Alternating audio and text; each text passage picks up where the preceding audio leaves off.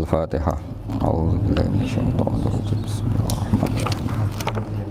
الرحمن الرحيم نعبد وإياك نستعين اهدنا الصراط المستقيم صراط الذين أنعمت عليهم غير المغضوب عليهم ولا الضالين. Terus niki napa niati nggih dawuhe Mu'ad bin Jabal niku ta'alu bina nu'min sa'atan. Terus Mu'ad bin Jabal teng riwayat Bukhari sering dawuh, ayo rene moro aku, ayo do iman bareng-bareng. Dados ngaji kados ngeten niki termasuk nambahin napa? Iman. Saya cerita sedikit. Di fikih kita, di kajian-kajian fikih kita memang ada istilah ini harus didengar karena ini ngaji dan sama status kita sama. Al-wasiyah ila ta'ah ya ta'ah, terus al-wasilah ilal maksiyah ya maksiyah. Jadi kalau kita jadi perangkat taat ya ibadah, kalau jadi perangkat maksiat juga maksiat. Sehingga di ilmu medis maupun di jasa online atau ojek atau apa, misalnya pertanyaannya, kita pekerja paket profesional, boleh enggak nganterkan paket narkoba? Ya jawabannya tentu enggak boleh, karena bukan masalah pekerjaannya, tapi yang diantar adalah sesuatu yang haram. Begitu juga boleh enggak ketika ada lelaki hidung belang tanya tempat mesum, kalau kamu menunjukkan berarti kan ikut berkontribusi.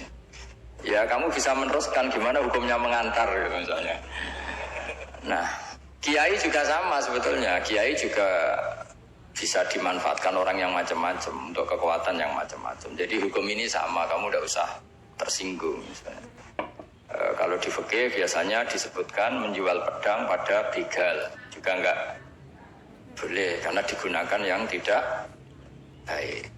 Begitu juga misalnya apapun profesionalitas kita, misalnya paket, kita nganter ke paket yang apa? Paket ganja. Fikih ini harus kamu ketahui dulu sehingga hukum turunannya, ingat Allah misalnya, ini bisa kena. Kita tidak boleh ingat Allah dalam keadaan maksiat yang enggak diridani Allah. Karena mau tidak mau fikih ini hukum dasar. Sholat pun bisa kena semprit. Misalnya kita sholat karena tugas, bukan karena lillahi ta'ala. Kenapa saya harus cerita itu? Karena fikih ini harus selesai dulu. Saya ulang lagi, fikih ini harus selesai dulu. Misalnya nganterin orang yang mau transaksi narkoba atau transaksi maksiat, atau tapi yang yakin. Kalau tidak yakin memang tidak haram. Tapi kalau yakin itu memang kamu tahu benar-benar iyalah kira-kira gitu. Supaya taat itu ada di semua kehidupan. Sehingga nanti Indonesia kalau semuanya begini kan, yang cari sarana maksiat itu bahkan sekedar transportasi aja susah karena semuanya tidak mau misalnya. Paket juga gitu, yang mau ngedarkan narkoba kesulitan karena semua yang jasa paket tidak mau gitu. Begitu seterusnya, sehingga negara ini kita bantu bahwa awal ketidakbaikan di semua negara itu pasti karena maksiat. Maksiat itu mengganggu. Orang geger sama istri ya karena maksiat. Terus banyak kecelakaan itu rata-rata kata Pak polisi juga karena maksiat. Jadi orang overdosis atau dalam keadaan mabuk nyupir. Terbesar kecelakaan itu jarang karena ngantuk. Terbesar masih karena pengaruh apa? Narkoba. Pembunuhan juga sama. Orang Indonesia itu mudah sekali memaafkan temannya, tetangganya. Tapi kalau sudah efek dari narkoba, bunuh itu jadi mudah itu jadi. Nah, Anda juga harus fair, jangan.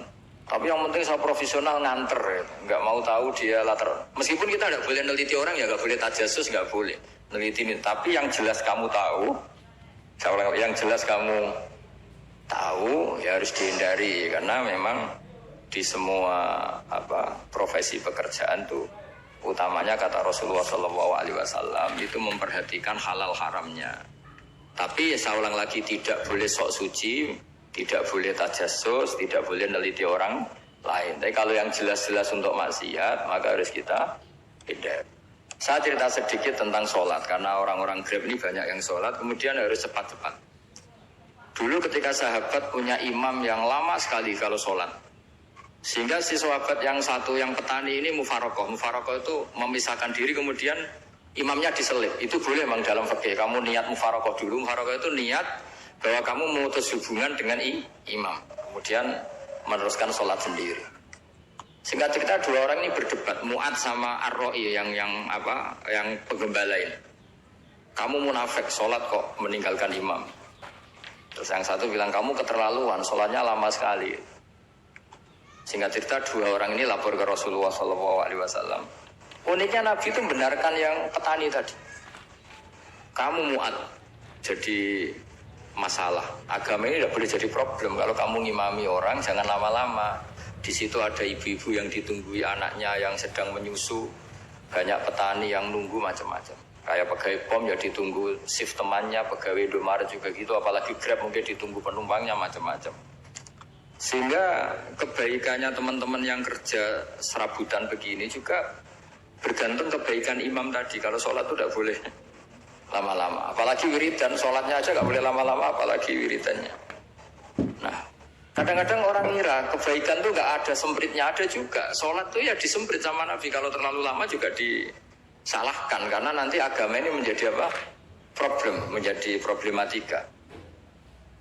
Nah, termasuk kebaikan kita ketika membolehkan ya atau mentoleransi atau mendukung pekerjaan mulai Grab dan lain-lain adalah agama ini rahmatan lil alamin.